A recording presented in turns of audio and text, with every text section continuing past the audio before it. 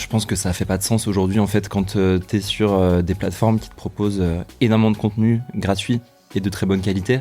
Il faut vraiment que tu aies une offre qui soit très très balèze si tu veux pouvoir espérer engranger des abonnements dessus. Donc moi, c'est pas quelque chose dans lequel je crois. Okay. Aujourd'hui, et quand on regarde des médias digitaux qui ont tenté d'aller sur ces modèles-là, même aux États-Unis et en France, on se rend compte que c'est souvent assez compliqué de pouvoir monétiser son audience de cette façon-là. Et du coup, je pense qu'on va avancer de plus en plus vers de la collaboration produit avec des marques.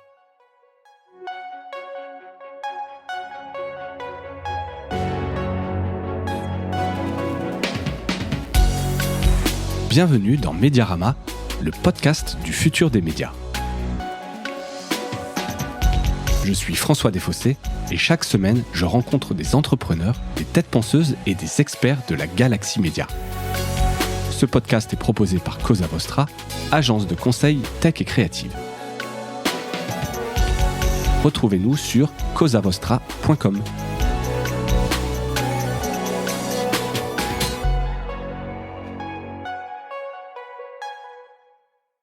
Bonjour à toutes et à tous et bienvenue dans ce nouvel épisode de Mediarama. J'ai le plaisir de recevoir aujourd'hui Léo Deveau. On le prononce bien comme ça ? Exactement. Bon, que je fasse pas de bêtises. Tu es le fondateur et cofondateur. Cofondateur. Tu vas nous expliquer un peu l'histoire de Views, un média. Alors je vais faire le truc un peu de vieux pour les jeunes, un média principalement social. Voilà, que je ne connaissais pas. En fait, c'est en parlant avec l'équipe, essayer de trouver un peu des idées de sujets que j'ai découverts. Donc, ce qui prouve bien que je ne suis absolument pas dans la cible de Views. On va dire les choses très clairement.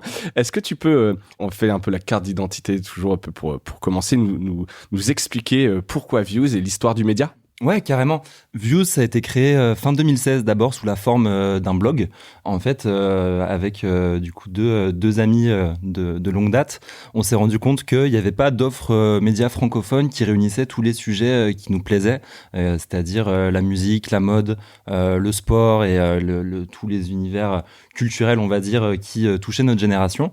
Et on était un petit peu frustrés de devoir s'informer quasi exclusivement sur des plateformes étrangères et de mêler ça à des plateformes françaises, etc. Du coup, on s'est dit, on va faire un blog qui va réunir un peu toutes ces verticales thématiques qui nous passionnent. Et on a lancé le blog comme ça, et c'est comme ça que Views est né. Et c'est en 2016, hein, c'est ça ? Ouais, c'est ça, fin 2016. Et tu dis vraiment, c'est un blog à l'histoire. Ouais. À l'époque, vous dites pas, je lance un média. Ah non, pas du tout. Au départ, on a vraiment juste cette volonté d'avoir une plateforme en fait qui nous ressemble et sur laquelle on peut parler en fait de ces sujets-là, parce qu'on se dit, en vrai, si nous, on a ce manque-là, il y a forcément des gens qui vont être intéressés par le fait d'avoir tout sur une seule source d'information. Ouais. Mais le calcul s'arrêtait là. C'était un site web et une page Facebook pour relayer nos articles et fin. Ok. Fast forward, aujourd'hui, vous êtes vous êtes une quarantaine. Exactement. Donc ça a bien évolué et donc on va essayer de voir un peu, comprendre comment vous en êtes arrivé là, tout ce que vous faites. C'est quoi la ligne éditoriale ? J'allais dire c'est lifestyle, mais c'est peut-être un peu réducteur de dire que c'est lifestyle. Je sais pas si c'est réducteur. Aujourd'hui, notre positionnement sur Views, ça va vraiment être toujours de raconter, décrypter et de mettre en valeur en fait cette culture qui est la nôtre et qui nous passionne depuis le tout départ de Views. C'est un petit peu ces cultures convergentes qui étaient à l'époque très très verticales, très morcelées. Donc forcément, il y a du lifestyle parce que c'est des univers qui sont très forts dans la vie des personnes qui nous suivent, qui sont très importants pour eux. Mais ouais, je dirais que c'est ça un peu notre positionnement éditorial aujourd'hui, avec l'objectif en fait de créer de la valeur sur des sujets qui sinon sont pas forcément trop racontés ou alors sont racontés de manière très nichée sur des médias spécialisés. Ouais, et c'est quelle audience ? Tu peux nous donner peut-être quelques chiffres si tu as peut-être des audiences, que ce soit sur les réseaux, et puis après l'audience aussi en tant que persona à qui vous vous adressez ? Ouais, aujourd'hui on a un peu plus de 800 000 personnes qui nous suivent entre les différentes plateformes avec notre vaisseau amiral on va dire qui est Instagram. On a principalement des 16 à 30 ans qui vont représenter 80% de notre audience. Donc les millennials un peu si on doit résumer. Ouais, si on doit utiliser des termes un petit peu marketing, ça va être ça. Et on a une audience qui est paritaire entre hommes et femmes. C'est en fait nous les personnes qu'on essaie de toucher, c'est tout simplement les nouvelles générations en fait qui sont très engagées dans leur consommation culturelle et dans leur vie de tous les jours aussi, parce qu'on s'est rendu compte que des sujets d'engagement tels que l'écologie en fait faisaient partie de la culture aussi de ces nouvelles générations. Et du coup on essaie de toucher en fait les personnes pour lesquelles la culture est importante tout simplement dans la vie de tous les jours. Et aujourd'hui, comme je disais, on a un Instagram qui est... C'est vraiment là où vous êtes le plus fort. Ouais. Ouais, c'est. Après, TikTok, j'imagine. Ouais, TikTok, on est fort sur Twitter, enfin sur X aussi. On essaye ça marche bien justement chez les 16-30 ans, X. Ouais, c'est toujours un réseau qui est important. Je pense que. Alors tu dis toujours, moi j'ai quand même l'impression, pardon, je te coupe, mais j'avais l'impression que c'était justement les jeunes n'allaient pas vraiment sur Twitter. Il y a eu le fait que ça a été repris par Elon Musk, que ça change de nom. Non, tu n'as pas vu de changement. On a toujours un peu de changement vous avez toujours eu une audience. Ouais, on a toujours eu une audience et le changement on l'a plus vu dans l'algorithme en fait, dans la façon dont sont valorisés les contenus, le fait que c'est plus difficile de partager des liens externes, ce type de sujet-là et de faire du coup de la redirection vers d'autres plateformes ou même notre site. Après, nous, on a toujours une audience dessus qui grandit. On doit avoir un peu plus de 150 000 abonnés aujourd'hui sur X, qui reste intéressant et on touche sur certains tweets plusieurs millions de personnes, donc ça reste une plateforme intéressante. Et d'après notre dernière enquête d'audience, je crois qu'on avait à peu près 20% notre audience globale qui nous suivait sur Twitter. Donc, d'accord, ouais, donc ça reste une plateforme importante. Ouais. Et le blog, qui est donc devenu un site entre-temps, qu'est-ce que ça représente quoi en termes de chiffres ? Aujourd'hui, on va avoir à peu près 150 000 visiteurs uniques par mois, ou pages vues selon les timings. C'était une plateforme qui était très importante pour nous au départ. On faisait parfois jusqu'à 2-3 millions de pages vues par mois et on était très fiers d'avoir justement cette plateforme qu'on maîtrisait de bout en bout. Mais on avait une difficulté, c'était qu'on était absolument nuls en programmatique et on savait pas du coup monétiser un site de manière un petit peu intelligente. Et tout notre trafic venait de Facebook et de Google. Et avec la petite bascule qui s'est opérée pour les audiences entre Facebook et Instagram, avec les algorithmes Google qui ont été de plus en plus compliqués et une maîtrise du SEO de notre côté qui n'était pas forcément la plus forte. On a complètement basculé vers une stratégie plus social first, on va dire, où on a beaucoup plus poussé Instagram, Twitter, ensuite TikTok, YouTube, etc. Et le site aujourd'hui, pour nous, c'est surtout une vitrine et en fait une carte de visite de ce qu'on sait faire en termes de production de contenu, de qualité des visuels, de curation et de sélection des talents qu'on veut mettre en avant sur Views. D'accord, mais clairement aujourd'hui, Views, c'est un média social. Exactement. Ouais, c'est très clair. Le modèle économique, j'ai vu qu'il y avait un studio, Views Studio. Alors, je n'ai pas dit l'URL, c'est views.fr. Vous pouvez, j'espère, mettre pause peut-être en écoutant cet épisode et aller voir un peu, alors sur le site, mais encore une fois, c'est qu'un site vitrine sur les réseaux. Mais le modèle économique de Views aujourd'hui ? On a du coup une grosse partie qui va être le brand content, donc la vente d'espaces publicitaires sur nos réseaux sociaux et la production des contenus qui vont y être diffusés, tout simplement parce que on est plutôt reconnu pour notre approche esthétique des sujets et on peut pas se permettre de diffuser n'importe quel type de publicité dessus. Donc cette manière d'approcher la publicité en faisant uniquement du brand content, ça nous permet aussi de garantir des standards de qualité à la fois pour nos clients sur le delivery final et aussi d'engager notre audience avec ces contenus sponsorisés pour tout simplement avoir un média qui soit cohérent de bout en bout. Et à côté de ça, on a du coup une partie agence qui représente à peu près la moitié de notre chiffre d'affaires aujourd'hui, avec laquelle on va mettre au service de nos partenaires nos savoir-faire en termes de production de contenu, de sélection de talents, de curation au sens large et de production événementielle, de recherche d'insights, de conseils pour bénéficier un petit peu de la position qu'on a au final dans la culture, on va dire, dans la compréhension en tout cas de la culture qu'on peut mettre à disposition d'un certain nombre d'annonceurs. Ouais, très clair. Et Views Studio, donc l'agence, c'était prévu dès le départ? Pas du tout. Parce que souvent, c'est un modèle qui marche bien. Tu vois, t'as un média, t'as une agence. Alors aujourd'hui, tu nous le diras peut-être après, je te poserai la question si ça marche bien, mais c'était pas prévu. Non, c'était pas prévu. En fait, nous, on n'a pas eu le temps d'anticiper trop de business model parce que, comme je disais au départ, on a construit un peu ça sous la forme d'un blog au départ. Puis après, on a testé, on a essayé de comprendre un petit peu quels étaient les modèles possibles et imaginables. Et du coup, naturellement, on s'est tourné d'abord vers le brand content. Et quand le Covid est arrivé, on a pris un coup qui était assez dur sur les revenus publicitaires parce que forcément, les premiers budgets qu'avaient coupé les annonceurs à ce moment de grosse incertitude, on va dire, c'était les budgets qui étaient... tout. C'était vraiment les... Ça, vous l'avez senti, ça a été violent? Ouais, ça a été assez violent. C'est les petits médias comme vous, effectivement, où on gèle un peu les budgets en attendant de voir. Exactement. Et là, on s'est dit, ok, bon, on a bien réussi à imaginer cette partie brand content, on a plutôt... des business cases qui sont intéressants et on est assez convaincu qu'après le Covid, on pourra un petit peu de double down entre guillemets dessus. Mais c'est pas assez en fait. On peut pas dépendre d'une seule ligne de revenus si on veut créer un média qui soit indépendant, qui puisse grandir et qui un jour soit profitable. Et c'est de ce constat-là en fait qu'on est parti pour créer Views Studio. Et aussi parce qu'il y avait une demande de marché de la part de nos clients qui nous demandaient quand même de plus en plus de pouvoir leur produire des assets pour eux, leur produire du contenu. Ouais, tu sens vidéo. Que ça va répondre et qu'en face vous êtes un peu crédible là-dessus. là-dessus. Exactement. Donc vous l'avez créé il y a 2 ans, le studio. Un petit peu plus maintenant, je crois qu'on l'a lancé en 2021. D'accord. Donc sortie de Covid. Ouais. Et aujourd'hui, du coup, ça représente un peu plus de 50% de notre chiffre d'affaires. Ouais, donc c'est une belle réussite. Ouais, exactement. Donc tu dis le split publicité brand content, enfin brand content et agence, c'est 50-50 à peu près. Ouais. Okay. Ouais, aujourd'hui c'est 50-50. On a l'ambition de réduire encore la part du brand content parce que ça reste un marché qui est très volatile, même s'il est forcément intéressant en tant que plateforme média. Mais on va essayer de développer de nouvelles sources de revenus dans les prochaines années pour voilà. Tu nous diras ça à la fin. Bien sûr. On projettera dans le futur.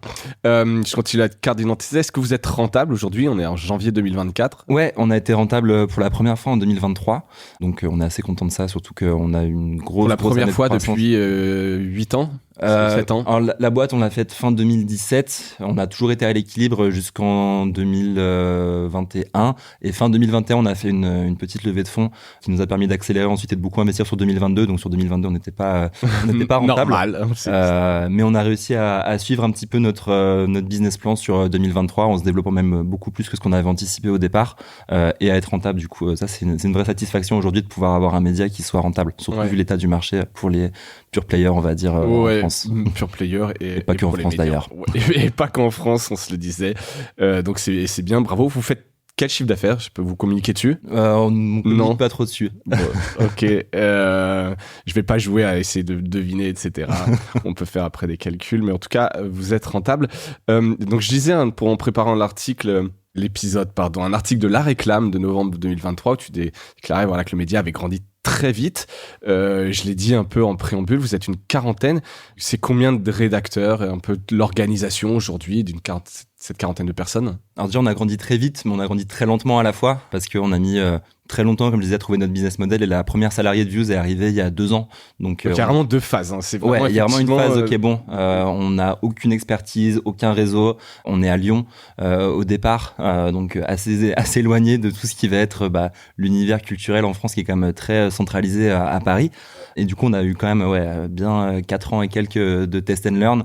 Et du coup, avec une première salariée qu'on a signée en contrat de travail en tout début 2022. Et aujourd'hui, on est une quarantaine avec un tiers des équipes qui va être dédié à la rédaction. Ouais. Donc des profils de journalistes, de créateurs de contenu même au sens plus large parce qu'aujourd'hui il y a aussi beaucoup de vidéos, de sujets comme ça. Un tiers des équipes qui vont être mobilisées sur la partie agence avec des activités, des métiers plus classiques on va dire de directeurs commerciaux, de chefs de projet, de planeurs stratégiques, de concepteurs rédacteurs, etc. qui étaient des métiers qu'on connaissait même pas en fait il y a 4 ans quand on a commencé à imaginer le business model. Ça c'était intéressant aussi à mettre en place. Et un dernier tiers qui va être la partie équipe de production avec des directrices et directeurs de production, des photographes, des vidéastes, des monteurs, des retoucheurs pour maîtriser de bout en bout en fait notre processus de création de contenu, que ce soit pour le média ou pour l'agence. D'accord. Et tout est produit justement par des journalistes de bout en bout. Est-ce qu'il y a un peu d'IA? Je sais pas. Est-ce que c'est un sujet que j'aime bien? Enfin, il n'y a pas que moi. On en parle quand même beaucoup. Donc ça m'intéresse de voir. Est-ce que vous êtes une équipe jeune? Est-ce que vous avez adopté ce genre d'outils? On l'a adopté dans nos processus. Je pense que ce serait une expression qui est un peu forte. Aujourd'hui, on regarde beaucoup ce qui se passe. On est très curieux et on pense qu'il y a beaucoup de choses à faire.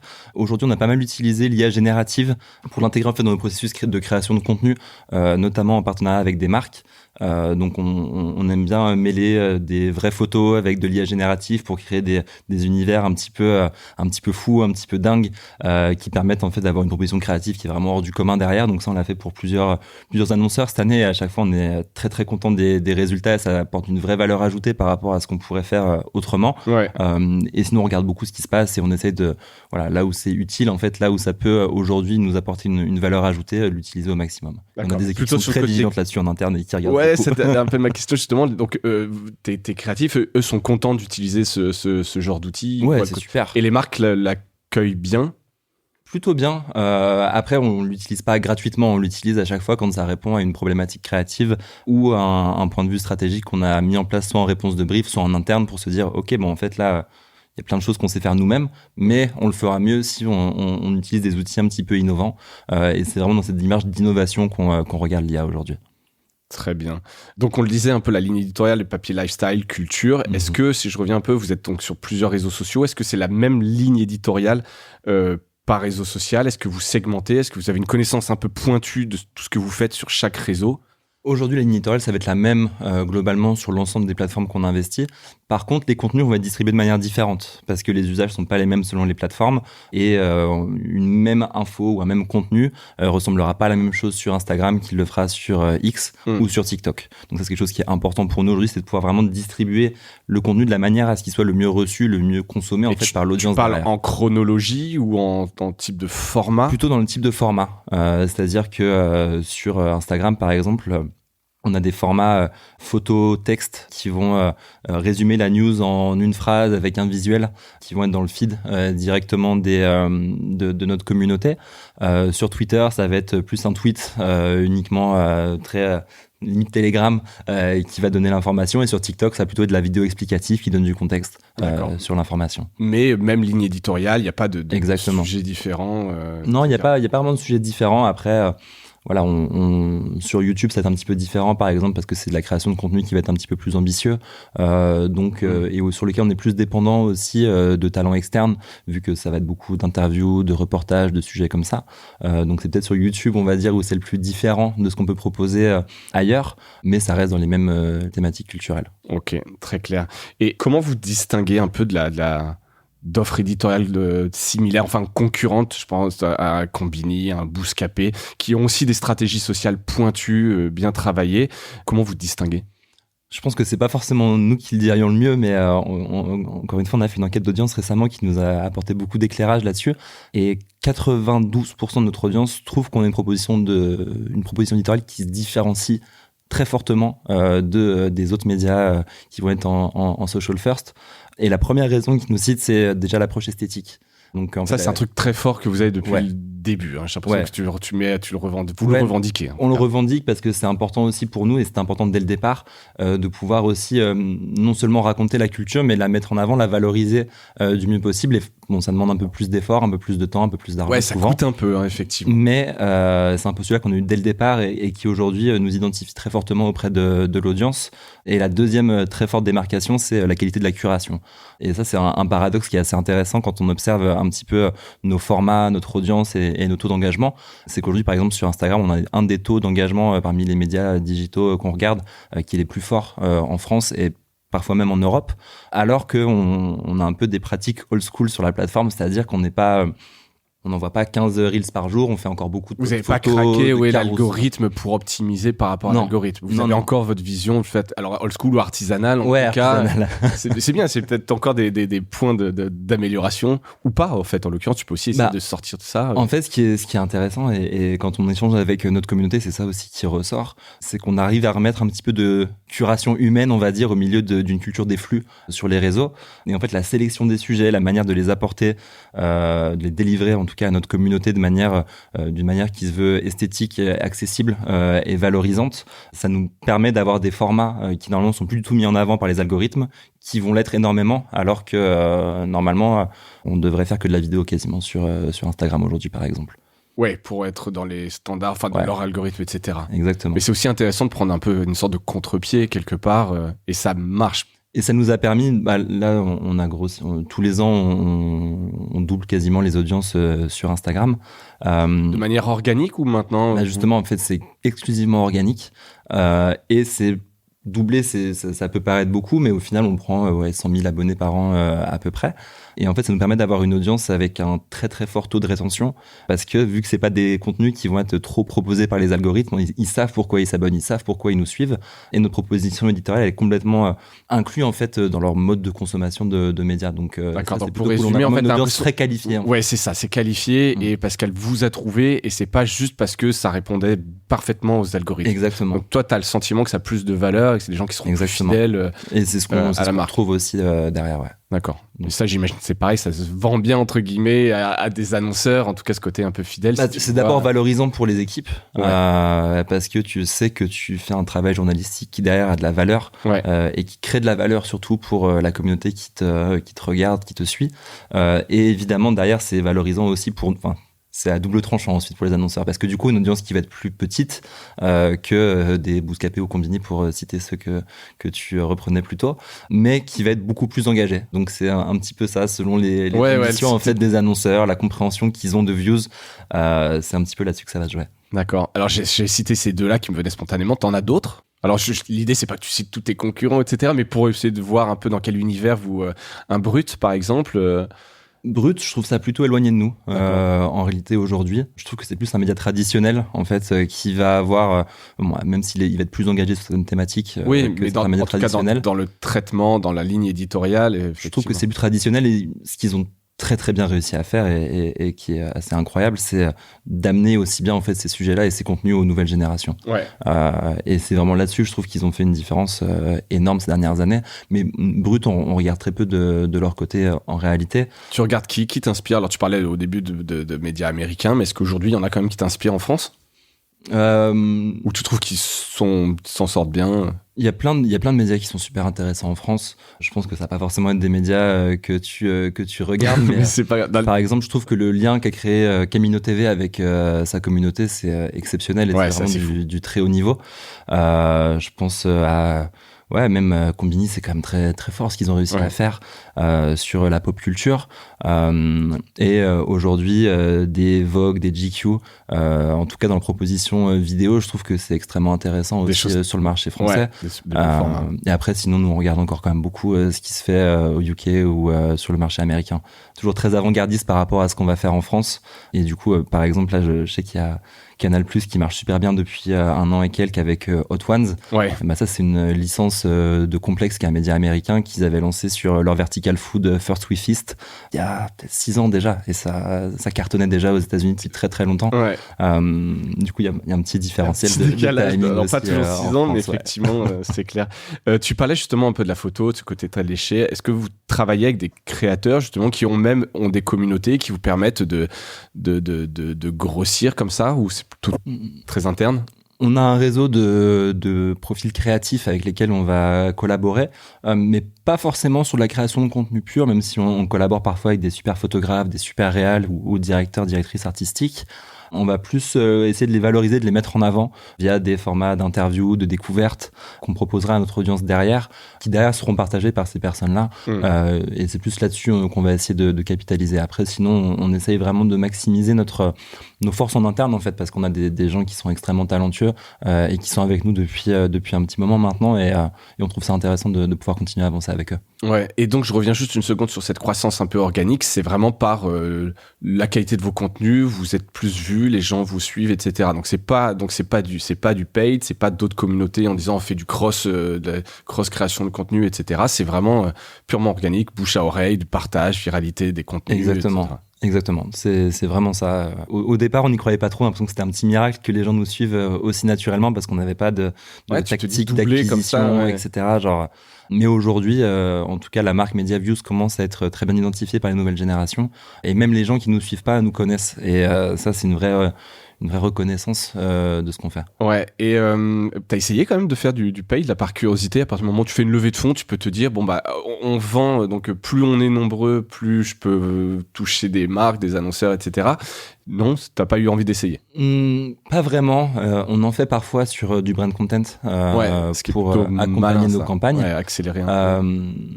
Mais en fait, nous, ce qu'on privilégie vraiment, et on s'est rendu compte que quand t'es un média, ta plus grande force, c'est ta communauté. Et pour ça, on a besoin d'avoir une audience qui est qualifiée. Du coup, vu qu'on est parti de ce postulat-là depuis plusieurs années, on essaye vraiment d'avoir un recrutement d'audience qui va être organique et qualifié. Le plus naturel. Exactement. Et c'est comme ça qu'aujourd'hui, on a une audience qui est Non, mais c'est intéressant. En tout cas, effectivement, t'as un truc qui est très fort. Et alors après, j'imagine quand même qu'en paye, tu peux avoir des bons profils aussi, des gens qui seraient intéressants. Mais si cet argent et ces moyens et cette énergie, tu peux la mettre peut-être sur d'autres choses, c'est aussi un modèle qui fonctionne. On préfère vraiment investir sur le contenu. Ouais. Très clair. View Studio, donc votre agence, est-ce qu'il y a des types de marques dans votre viseur pour votre audience? Qu'est-ce qui rend réussi une collab avec Views? Sur du brand content? Ouais. Ce qui va rendre une collab réussie, je pense que ce soit un bon terrain de rencontre entre le terrain qu'a voulu investir l'annonceur et la manière dont notre communauté va recevoir ce contenu.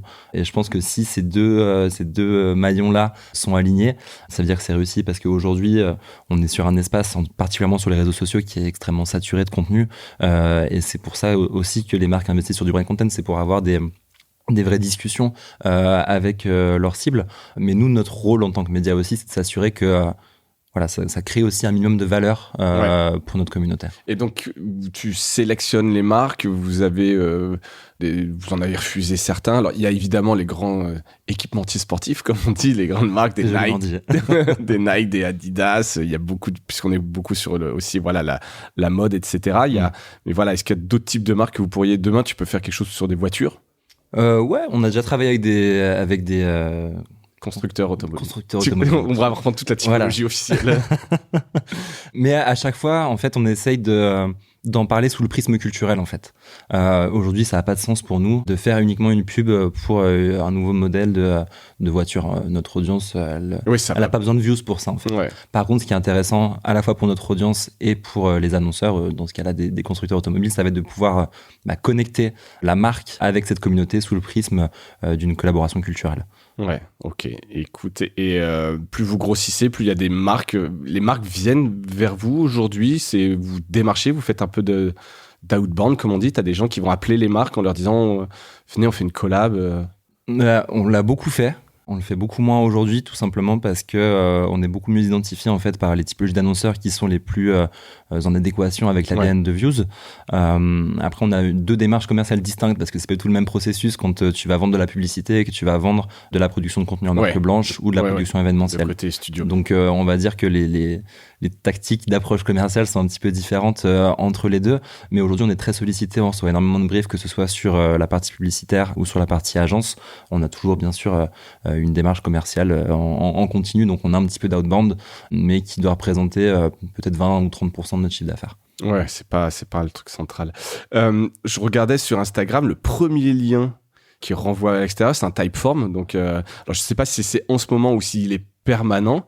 Ça, c'est en ce moment, pour le coup. C'est en ce moment, mais donc j'ai trouvé ça bien. Donc c'est un Typeform pour mieux connaître votre lectorat avec plein d'interrogations sur ce qu'ils lisent, les marques, comment ils voient aussi Views. C'est quoi les enseignements et c'est important pour vous? Ouais, alors c'est super important pour nous. En fait, je pense qu'aujourd'hui, un média, c'est peut-être un peu un lieu commun de dire ça, mais il faut le rappeler, c'est la rencontre entre une offre éditoriale et une communauté. L'offre éditoriale, on la connaît, on la crée, on l'ajuste avec le temps, mais la communauté, on la connaît beaucoup moins.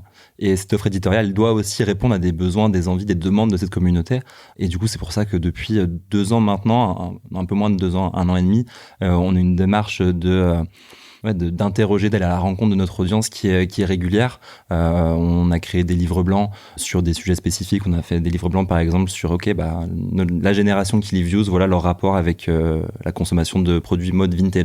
D'accord. Et livres blancs à destination de qui, pardon? Qu'on met à disposition de notre audience et qu'on envoie aussi aux marques avec lesquelles on collabore, parce que ça reste, c'est le petit plus de Views, on va dire, c'est qu'on peut aussi en apprendre un petit peu plus sur ces générations qui sont très volatiles dans leur consommation. Médias d'abord et consommation au sens plus large ensuite. Donc c'est central pour nous. Et là, c'est la dernière édition du coup qu'on a lancée pour le début d'année 2024 qu'on fait très régulièrement. Et les enseignements aujourd'hui, c'est par exemple, on a plus de 5000 personnes qui ont répondu déjà. Donc c'est un échantillon qui est quand même représentatif. Clairement. Qui est très représentatif. Et d'ailleurs, c'est assez intéressant. On s'est rendu compte qu'entre les 1000 premières réponses et les 5000, les pourcentages changeaient plus trop, en fait. Ouais, donc mon nombre, a priori, c'est que vous avez... Exactement. Donc, ça veut dire déjà qu'on a réussi à trouver un échantillon qui est représentatif de notre audience. Et mine de rien, 5000, ça montre aussi l'engagement de notre communauté avec notre démarche média. Ouais. Et les enseignements principaux, c'est qu'aujourd'hui, on est parmi les médias les plus consommés de notre audience. Alors qu'on leur avait donné, par exemple, des listes avec vraiment tout toute l'offre média qu'on peut retrouver en France. Dont des médias que je ne connaissais pas. Ça m'a donné des super idées pour le podcast, donc je te remercie. J'ai mis ça dans le Slack en interne. On est là pour ça aussi. C'est bien, ça me permet de trouver des nouveaux médias. Mais donc que vous étiez parmi... ouais, c'est-à-dire qu'aujourd'hui, 75% de notre audience s'informe. On est parmi les 2 médias au travers desquels ils s'informent le plus. Ouais. Donc quand tu as 800 000 personnes qui te suivent, ça commence à être quand même des échantillons qui sont importants, qui sont intéressants et qui prouvent une chose peut-être, c'est qu'on arrive à leur apporter de la valeur au travers de notre proposition éditoriale. Et est-ce que tu penses, dans l'usage des médias des jeunes, donc eux consomment plutôt sur les réseaux sociaux, ils te lisent beaucoup, t'as pas envie des fois d'aller sur de l'info, un autre type d'info, informer, etc. Ou non, ce côté Hugo Décrypte, c'est pas du tout votre truc, et vous restez sur... Est-ce que Views pourrait évoluer ? On pourrait évoluer un jour peut-être, mais aujourd'hui, je pense que ce qui est important quand tu as un média, c'est d'avoir une proposition qui soit différenciante et qui apporte de la valeur. Aujourd'hui, l'information plus générale, on va dire, elle est quand même reprise dans énormément de supports, que ce soit des médias traditionnels ou des médias comme Hugo Décrypte qui font très très bien leur travail. Et en fait, nous, tant qu'on voit pas de valeur à apporter en plus que l'offre existante, il n'y a pas de raison qu'on aille sur ces sujets-là. D'autant qu'on reste, et je pense qu'on demeurera toujours un média culturel d'abord. Donc on aura toujours cette ambition de pouvoir parler d'énormément de choses tant qu'elle peut passer sous le prisme culturel. Ouais, ok. Comment tu vois l'offre média jeune aujourd'hui? Quel regard tu portes là-dessus? On a parlé d'Hugo Décrypte, mais il y a les médias un peu traditionnels, un peu aussi, qui ont du mal à retenir, qui ont du mal à trouver cette nouvelle audience. Je pense que c'est compliqué pour les médias plus traditionnels parce qu'ils sont dans des pivots en fait. Donc quand tu dois faire pivoter des aussi gros paquebots, ouais, vraiment c'est le terme. Je pense que c'est beaucoup plus compliqué que pour des médias comme nous, comme Hugo Décrypte, comme Combini ou Bouscapé, qui sont construits directement avec ces usages pour adresser directement ces nouvelles générations. Aujourd'hui, pour moi, un média jeune, ça n'existe pas vraiment en fait. C'est juste un mode de distribution des contenus qui est plus adapté à ces audiences-là. Mais à mon sens, je pense que même des grands groupes pourraient les adresser de manière plutôt organique et efficace, même si c'est très, très difficile. Mais il y a des médias qui le font très bien malgré tout. Et est-ce que tu vous parlez de churn chez vous, des gens qui arrêtent de vous suivre ou qui peuvent être volatiles, et comment tu restes pertinent parce qu'il y a toujours un peu ce sujet, j'en parlais justement avec Ahmad de Bouscapé, où tu as lancé Views, tu avais 19 ans, c'était donc en 2006, ouais c'est ça, non 2016 pardon. Pour moi 2016. Ouais pardon. Pour Ahmad c'est plus 2006, ouais, je pense effectivement. Exactement. Et donc tu vieillis aussi quelque part, ouais. Comment est-ce que tu fais en sorte que ton audience reste jeune, ou est-ce qu'elle vieillit avec vous ? Il y a déjà une part de rétention qu'on essaye de maximiser, parce que c'est important aussi d'avoir pour nous une audience qui puisse grandir avec nous dans ses centres d'intérêt, dans sa consommation média. Après, c'est évidemment un enjeu très important que de pouvoir capter des audiences plus jeunes, même si j'ai l'impression d'avoir 45 ans quand je dis ça alors que j'en ai que 27. Pour nous, je pense que c'est aussi pour ça qu'on essaye d'avoir autant de terrains de discussion avec notre audience, pour aussi mieux la comprendre, mieux connaître ses attentes, pouvoir segmenter aussi les catégories d'âge pour voir selon les âges quels vont être les sujets les plus pertinents, les formats les plus pertinents, les plateformes les plus utilisées. Et je pense qu'il y a aussi une part qui est importante chez nous de pouvoir recruter des personnes qui soient jeunes, voire très jeunes, pour renouveler aussi organiquement la proposition de format, la proposition éditoriale qu'on peut avoir sur Views. Et ça, vous le faites alors de manière concrète? Comment par ces formulaires, comment est-ce que tu sais aujourd'hui ce qui intéresse quelqu'un qui va avoir 16 ans, etc. Est-ce que toi, par exemple, tu sais encore bien ce qu'il consomme à 16 ans sur... Moi, je le sais parce que j'ai 16 ans, c'est peut-être un tout petit peu en dessous de notre tranche d'âge, mais on a souvent des stagiaires, des alternants qui sont jeunes, voire très jeunes, qui nous apprennent, en fait, tout simplement. Qui, pour eux, des artistes sont énormes, alors que pour nous, on les a pas encore vus venir. Des créateurs TikTok sont énormes, alors qu'on avait... jamais entendu parler.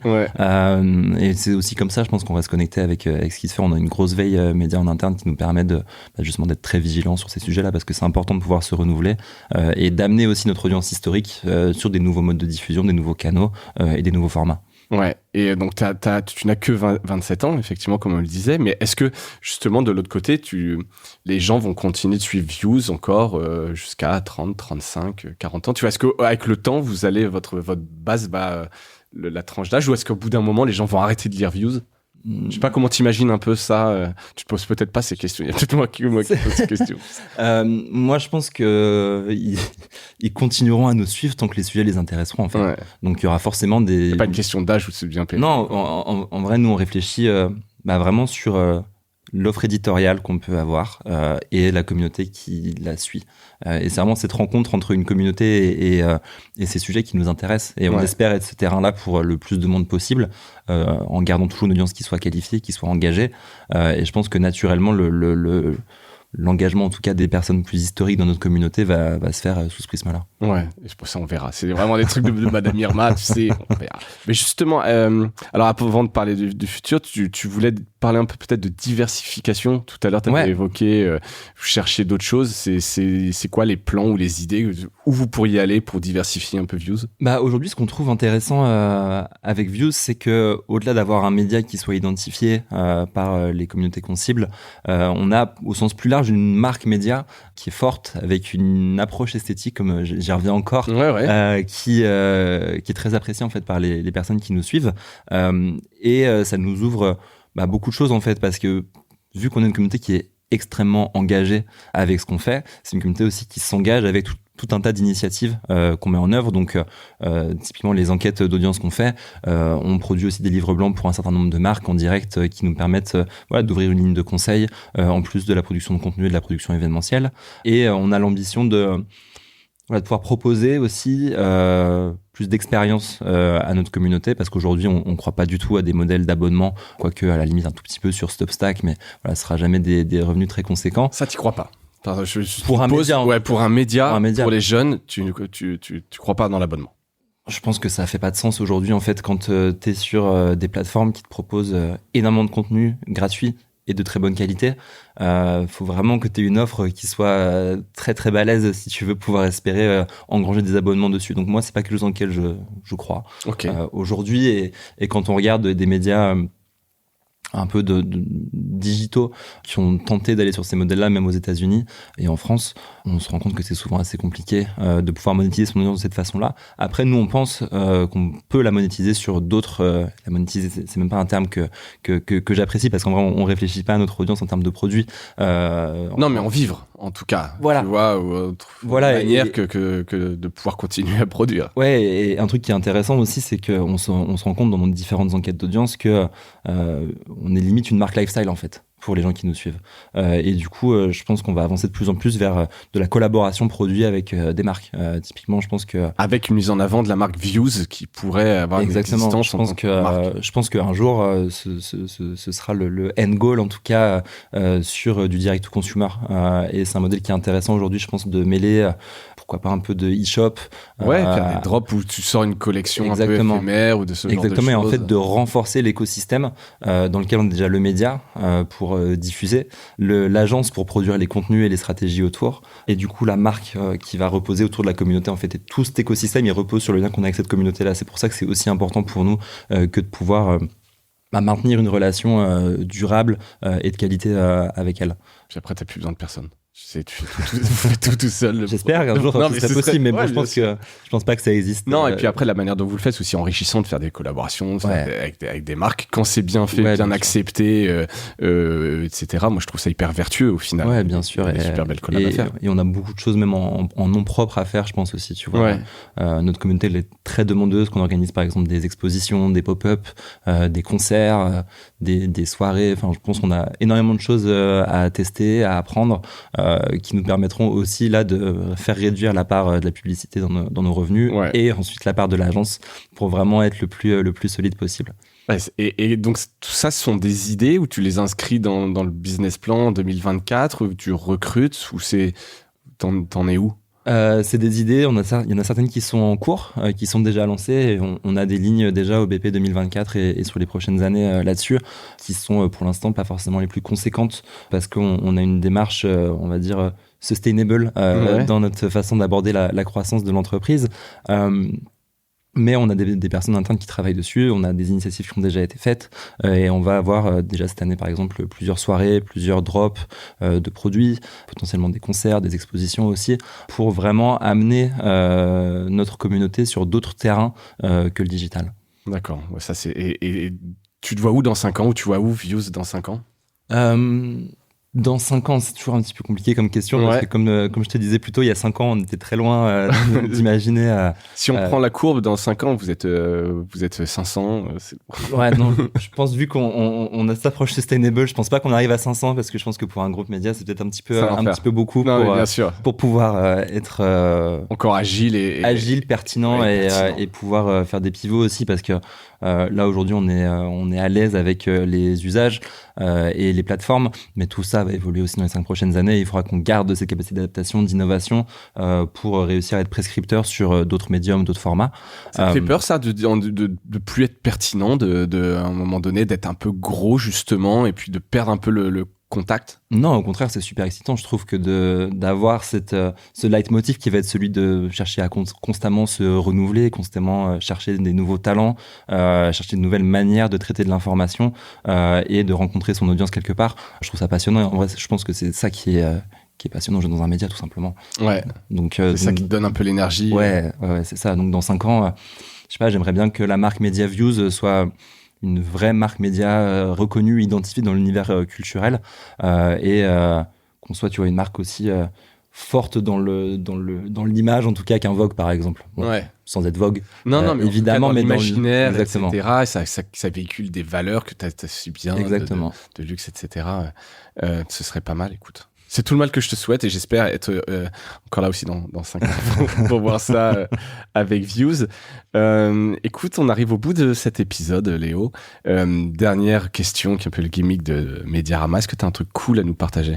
Views, c'est super cool à suivre. Réponse bien sûr salée, et c'est clairement d'autres choses que tu as pu voir, des collabs, un média, une expo, peu importe ce que tu veux. On a beaucoup de partenaires avec des expos passionnantes qui vont arriver bientôt, notamment au Musée européen de la photographie, au Palais Galliera. Donc ça, vous pourrez voir tout ça sur Views aussi. Et je pense on a déjà vu un petit peu les expos, ça va être très cool. Sinon, c'est compliqué comme question. Ouais, c'est pas toujours simple. Ça peut être. C'est les 25 ans des Sopranos, du coup, je dirais de regarder de nouveau regarder les Sopranos et en conseil de lecture. J'ai beaucoup aimé un recueil d'interviews d'Henri Cartier-Bresson récemment qui s'appelle « Puis-je garder quelques secrets ?» D'accord, écoute, je mettrai le lien vers tout ça. Ce sont de bonnes recommandations. Léo, bravo pour Views, c'est une belle réussite. Ça fait plaisir de voir des projets comme ça. Merci pour ton temps, d'avoir accepté l'invitation. Merci pour l'invitation. C'était un vrai plaisir de t'avoir. Merci à toutes et à tous. J'espère que cet épisode vous a plu et je vous dis à bientôt. Salut.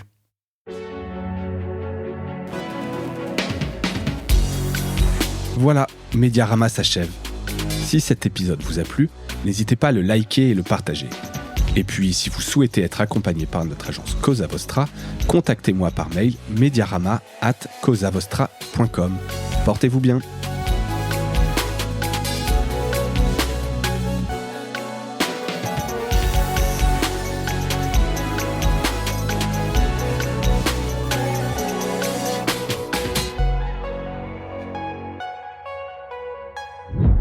Cosa Vostra.